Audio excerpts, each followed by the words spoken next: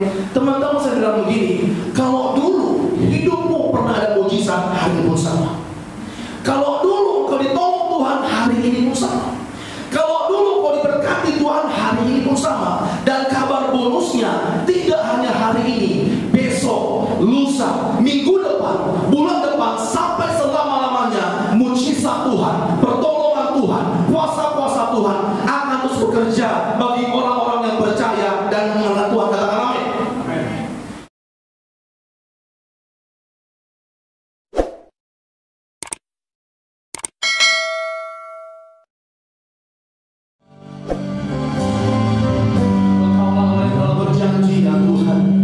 Engkau Allah yang mengasihi kami dengan cara-Mu yang luar biasa. Terima kasih malam hari itu puji penyembahan kami. Biarlah Kau Allah yang muliakan dan dibanggakan ya Tuhan. Allah yang luar biasa yang mengasihi kami ya Tuhan. Terima kasih malam hari ini waktu yang terbaik untuk kami bersama-sama ibadah kepada-Mu ya Tuhan. Memuji Engkau Allah kami yang mau. Terima kasih baru sebentar Tuhan. Kami menanti firman-Mu Tuhan, melapilah hamba-Mu. Jamah hati kami semua dengan firman-Mu Tuhan. Firman-Mu yang berkuasa memulihkan kami, memberkati kami, mendidik kami dengan segala kebaikan dan kebaikan Tuhan. Terima kasih Bapak malam hari ini Tuhan. Kami siap dengan firman-Mu Tuhan. Di dalam nama Tuhan Kristus bersama-sama kita katakan haleluya. Amin. Saya dulu anak murid kasih Tuhan, shalom. Shalom pada sukacita, amin. Sebab Dia yang mengasihi kita, dan hari ini mari sama-sama kita memberikan waktu kita yang terbaik buat Tuhan untuk mendengarkan sebagai pada firman Tuhan. Malam hari ini saya belajar firman Tuhan, yaitu aku tidak akan menyerah. Kata sama-sama dengan saya, 2, 3 ya. Aku tidak akan menyerah. Sekali lagi, 2, 3 ya. Aku tidak akan menyerah. Amin. Mari sama-sama kita lihat Matius pasal 19 ayat yang ke-26. Matius pasal 19 ayat yang ke-26. Bagaimana sebenarnya Allah rindu, Allah mau bagi orang-orang yang percaya, kita tidak boleh menyerah begitu saja. Amin. Matius 19 ayat yang ke-26, kita baca bersama-sama dengan suara yang terbaik bagi Tuhan Allah kita. 2, 3 ya.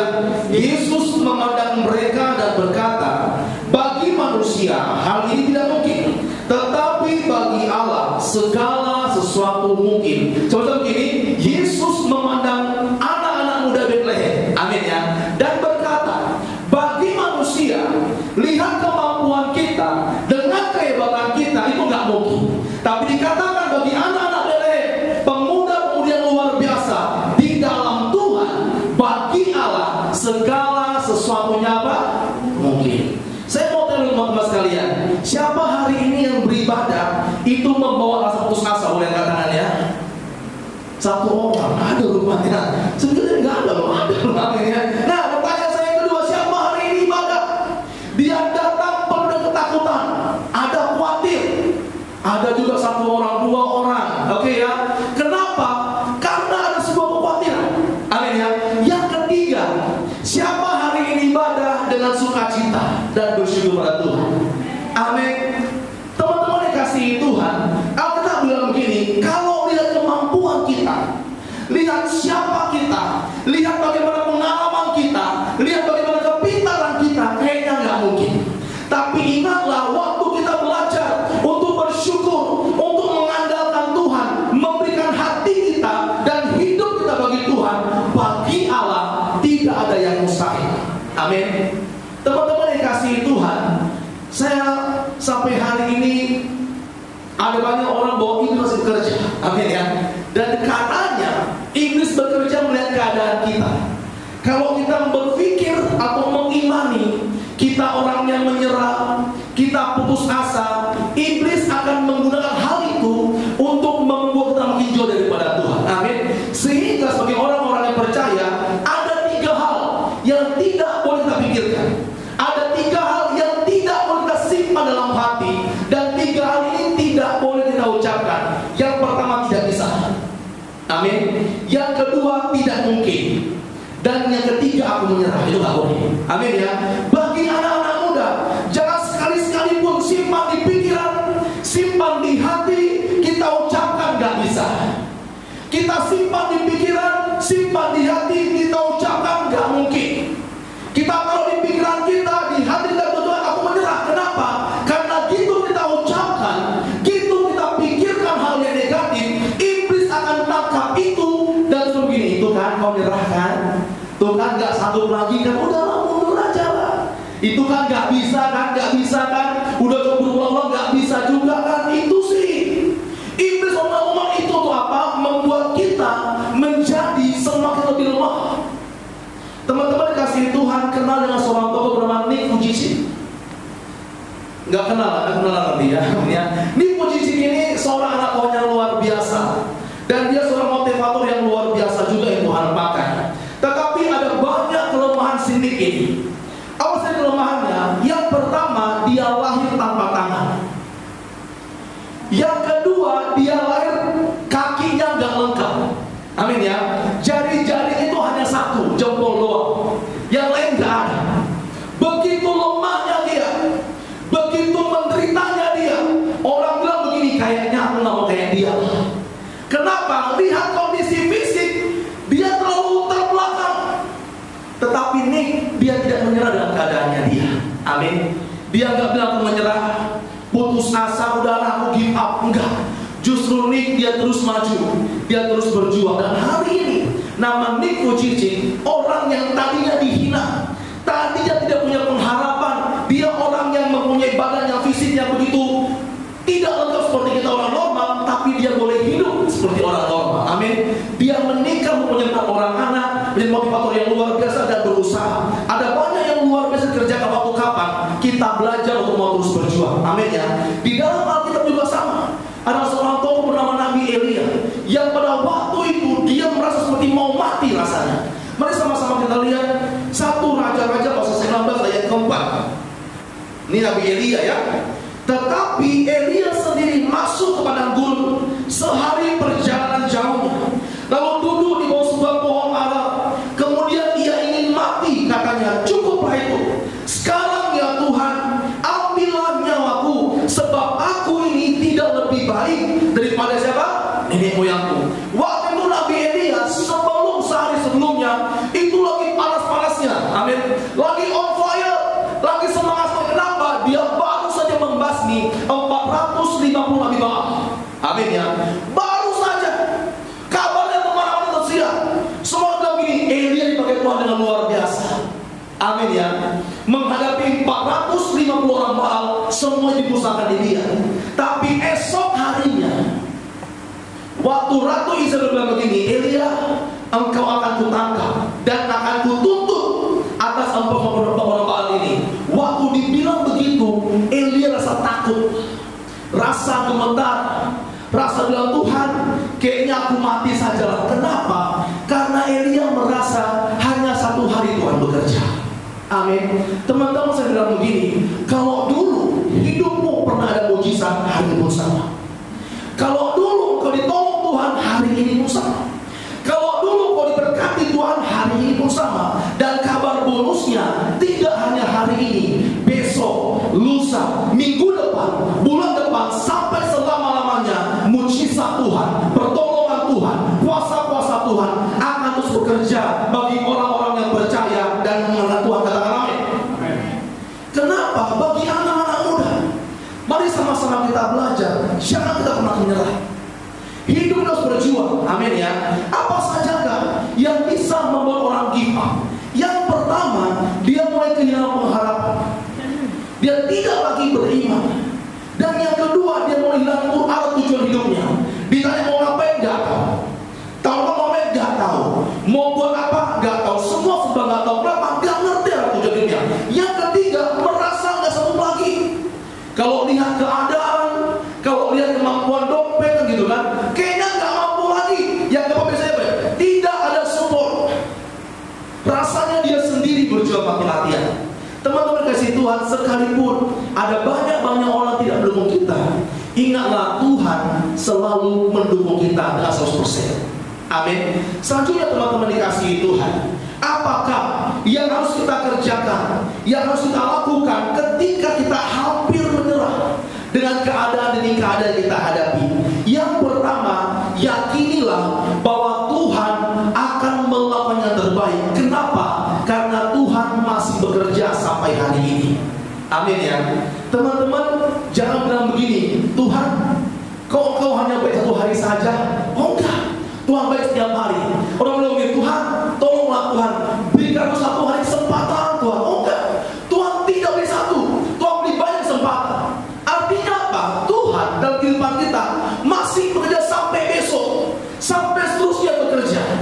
ketiga, bagi kita orang-orang percaya, jangan pernah menyia-nyiakan hari-hari ini. Amin ya. Kita sama-sama lihat Yeremia 29 ayat 11.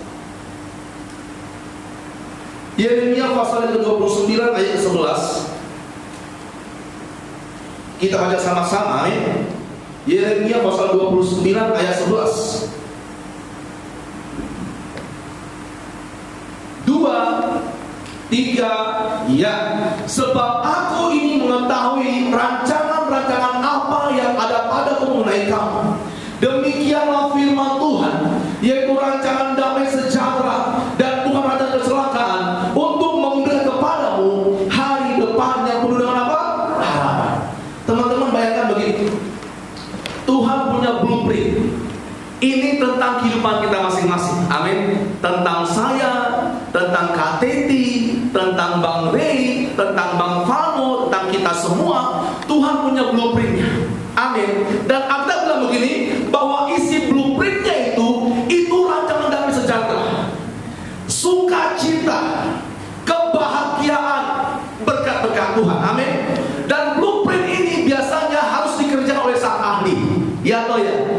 Hanya sang ahli yang bisa mengerjakan sampai jadi. Nah, hidup kita alatnya Tuhan. Amin. Kita Tuhan pakai dengan luar biasa menjadi alatnya Tuhan. Blueprintnya jelas. Ada berkat, ada pertolongan, ada sukacita, ada kebahagiaan. Tetapi kalau kita menyerahkan hidup kita tidak kepada Tuhan, hidup kita sama kepada kemampuan kita sendiri, kepada orang tua kita, kepada kepintaran kita, itu nggak pas, nggak matching dia. Karena kalau bagi dunia ini kita orang yang tertolak, bagi orang-orang lain kita yang saingan, bagi banyak-banyak orang tidak suka dengan kita, sehingga apa, waktu kita menyerahkan hidup kita terhadap pandangan orang itu nggak matching. Justru matchingnya bagaimana? Waktu kita serahkan hidup kita, Tuhan yang atur. Kenapa? Karena rancangan damai sejahtera, rancangan kehidupan demi kehidupan, rancangan yang luar biasa itu ada di Tuhan. Amin ya. Ayo begini, sebab aku ini tahu rancangan-rancangan apa yang ada padaku mengenai siapa? Kamu. Bukan pada dunia, bukan pada orang-orang yang lain, bukan pada si A atau si B, enggak, pada Tuhan. Jadi kalau mau hidupmu sesuai dengan apa yang ada pada rencana Tuhan, serahkanlah hidupmu kepada siapa? Tuhan. Teman-teman, saya percaya dan yakin bahwa Tuhan selalu bekerja sesuai dengan tempo yang Tuhan mau. Amin ya. Disuruh ke A, kita ke A. Disuruh ke sana, kita ke sana. Disuruh diam, kita diam. Artinya apa? Kita belajar ikuti temponya Tuhan. Sehingga apa? Kita nggak salah langkah. Nggak bilang begini, Tuhan kok nggak adil sih? Kenapa dia baru sebentar kerja udah sukses? Lah aku tuh pagi siang malam banting tulang, kasihan tulangnya. Amin ya. Nggak sukses juga. Kenapa? Karena kita nggak matching dengan Tuhan. Amin. Kalau matching dengan Tuhan itu sekejap jadi. Kenapa? Karena dia seorang tangan pengrajin tangan yang luar biasa handalnya. Amin. Teman-teman ingatlah hal ini. Di dalam Tuhan kehidupan kita semuanya happy ending. Amin. Kalau belum happy berarti belum ending. Amin ya. Dia cuma kirikan udah happy belum? Nah, belum happy kayaknya, berarti belum ending bersama dia. Tuhan belum selesai denganmu. Amin. Amin ya. Masih ada urusan panjang kita dengan Tuhan. Artinya apa? Serahkanlah hidup kita kepada Tuhan. Karena kita bilang begini, bahwa rancangan-rancangan Tuhan itu rancangan damai sejahtera dan bukan kecelakaan, untuk memberi kepadamu hari depan yang penuh dengan apa? Harapan. Katakan amin. Amin. Yang kedua selanjutnya, apakah yang harus kita kerjakan, yang kita lakukan waktu kita hampir menyerah? Yang kedua, yakin dan percayalah bahwa Tuhan adalah penolong dan perlindungan kita. Mari sama-sama kita lihat dua ayat, dua pasal maksudnya. Mazmur pasal 46 ayat yang kedua itu yang pertama. Bersama-sama, amin. 2, 3, ya. Allah itu bagi kita tempat perlindungan dan kekuatan, sebagai penolong dalam kesesakan sangat apa? Terbukti. Dibilang begini, Tuhan itu kalau dia bagi kita ada banyak fungsinya, dan salah satunya dia sebagai perlindungan.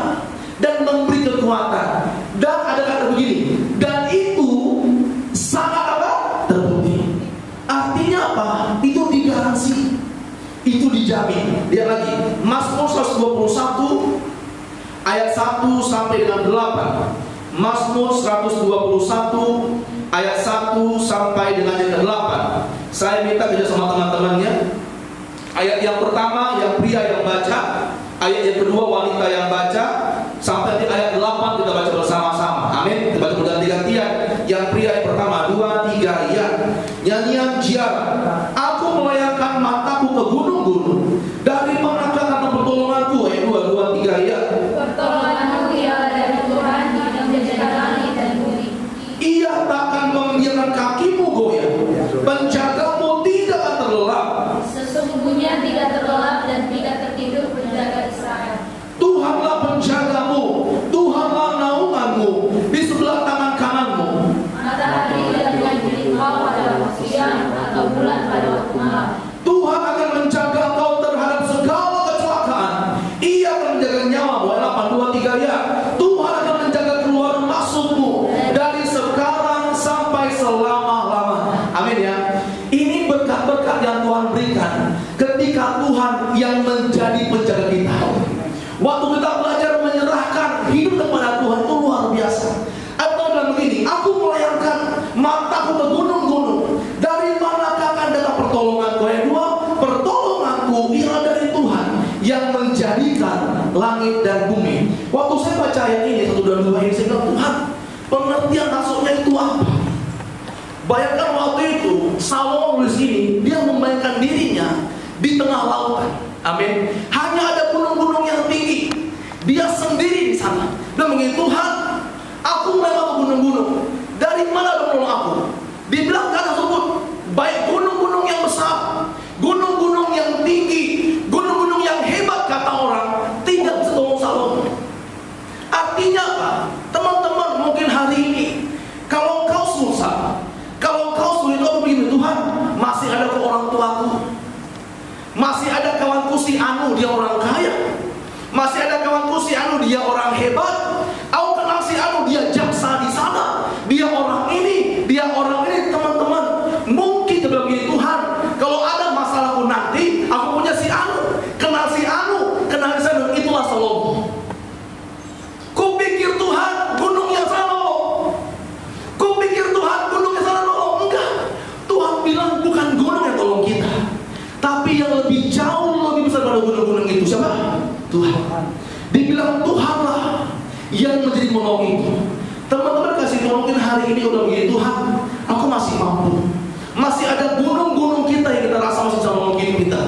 Mungkin orang tua kita, mungkin ekonomi kita, kepintaran kita, kemampuan kita. Alkitab katakan semua itu tidak bisa menolong kita kecuali apa? Ayat 2, pertolonganku ialah dari Tuhan yang menjadikan apa? Langit dan bumi. Ayat 7 baca sama-sama, ini spesial. 2, 3, ya. Tuhan akan menjaga engkau terhadap segala kecelakaan. Ia akan apa? Menjaga engkau. Teman-teman, ini ayat luar biasa. Kalau kita renungkan dalam masa-masa COVID ini, sudah berapa nyawa yang hilang? Sudah ada berapa banyak tangisan air mata yang kehilangan orang tuanya, sahabatnya, siapapun. Alkitab bilang begini hebatnya, orang-orang yang di dalam perlindungan Tuhan. Ayat 7, Tuhan akan menjaga engkau terhadap segala macam kecelakaan.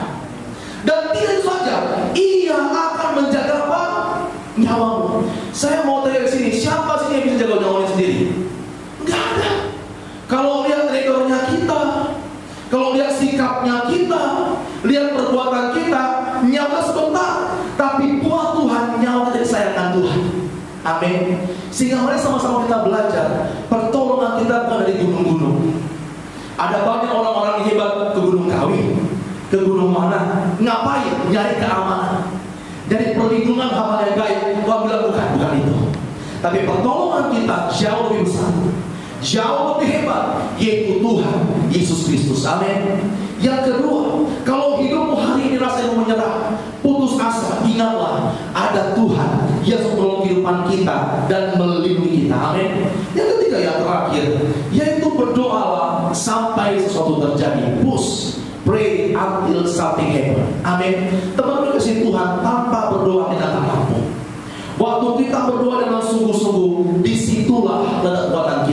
Mari sama-sama kita lihat Lukas 18 ayat 1. Lukas pasal 18 ayat 1, bagaimana pentingnya kita berdoa. Sampai Yesus sendiri bolak-balik selalu ngajar bagaimana kita berdoa. Amin ya. Lukas pasal 1 dengan firman Tuhan, Yesus mengatakan suatu perumpamaan kepada mereka untuk menegaskan bahwa mereka harus selalu berdoa dengan tidak apa? Jemu-jemu. Tuhan berkhotbah, Tuhan berbicara, menyampaikan kabar baik. Salah satu poin pentingnya berdoa. Amin ya. Kenapa? Kalau kita nggak berdoa nggak mampu. Ada banyak orang menyerah, putus asa, hilang pengharapan, merasa dia sendiri, merasa dia nggak mampu. Kenapa? Karena kurang berdoa. Bukan karena Tuhan tidak baik, bukan karena pekerjaan kita nggak ada, kita udah bekerja semua. Tetapi seringkali kita tidak memberikan hati kita, waktu kita untuk berdoa. Mari sama-sama lihat lagi Roma pasal 12 ayat 12. Roma pasal 12 ayat yang ke-12. Baik sama-sama ya. 2, 3, ya. Bersukacita dalam pengharapan, sabar dan bersesakan, dan apa? Bertekun dalam doa. Teman-teman, saya bilang begini, masalah kita boleh banyak, itu normal. Amin ya. Problem kita boleh banyak, itu hal yang wajar. Presiden aja masalahnya banyak ya, apalagi kita. Amin ya. Itu wajar. Nggak bisa bilang ya Tuhan, kok masuk berat banget. Tunggu dulu, itu wajar. Masalah, problem, apalagi orang yang mengecewakan kita, keadaan-keadaan yang sulit, orang-orang yang menghina kita, saya mau katakan itu wajar. Aku bilang begini, justru kita kerjakan yang kita bersukacita. Bersukacitalah dalam pengharapan. Yang kedua, sabar. Kalau ada masalah, sabar. Amin. Lihat diri kanan, bilang sabar dong. Amin ya. Kalau hari ini ada banyak pergumulan kita, kalau hari ini ada banyak tantangan kita, yang pertama bersukacita, yang kedua apa? Sabar, yang ketiga ini menentukan apa itu, dan bertekunlah dalam apa? Doa. Kenapa? Waktu kita belajar, mungkin kita orang bersukacita, kemana-mana kita senyum terus. Orang kita gila, ini orang gila kali ya, senyum terus dia, malah ketawa aja dia. Amin. Bikinlah kita orang yang mudah senyum, bersukacita, enak. Amin ya. Kita juga orangnya yang sabar, dihina kita sabar, cuma gitu, dihina sabar gitu. Ada sini orangnya. Amin. Dia diledekin dia sabar, amin ya. Diejekin dia sabar. Ada orang bisa begitu, dihina dia marah-marah. Apa sih? Sini. Ada begitu. Tapi kalau kita sabar, Tuhan bilang bagus. Yang ketiga tentukan, dan bertekunlah dalam apa? Doa. Teman-teman yang dikasihi Tuhan, masalah boleh datang, kecewa mungkin boleh ada, sakit hati ada, tapi doa tidak boleh hilang. Amin. Berdoalah sampai sesuatu terjadi. Amin. Malam hari ini, mari sama-sama kita belajar. Kalau mungkin ada keadaan dalam begini, Tuhan, kayaknya nggak mampu lagi Tuhan, melihat umurku, melihat ekonomiku, melihat latar belakang pendidikanku, kemampuanku, kayaknya nggak bisa. Tunggu dulu. Ingat 3 hal ini. Yang pertama, bahwa Tuhan pasti bekerja dalam kehidupan kita. Amin. Yang kedua, Tuhan melindungi kita. Dan yang ketiga, berdoa sampai sesuatu terjadi. Baik teman-teman, berdiri bersama-sama. Dan sebagai ayat yang terakhir, kita bisa berdiri. Ulangan pasal 31 ayat 8. Baca sama-sama. 2, 3, ya. Sebab Tuhan, Dia sendiri akan berjalan di depan, Dia sendiri akan menyertai engkau, Dia tidak akan memberikan engkau, dan tidak akan meninggalkan engkau. Jangan takut dan jangan patah hati. Amin. Biar malam hari ini segala gelisah di hatimu, ketakutan di hatimu, apapun itu, kita belajar untuk mengandalkan Tuhan. Karena Dia Tuhan yang luar biasa, Tuhan ajaib yang mengasihi kita. Terima kasih Yesus. Bapa kami yang baik, biarlah firman-Mu ya Tuhan telah kami dengar, menguatkan iman kami, memberkati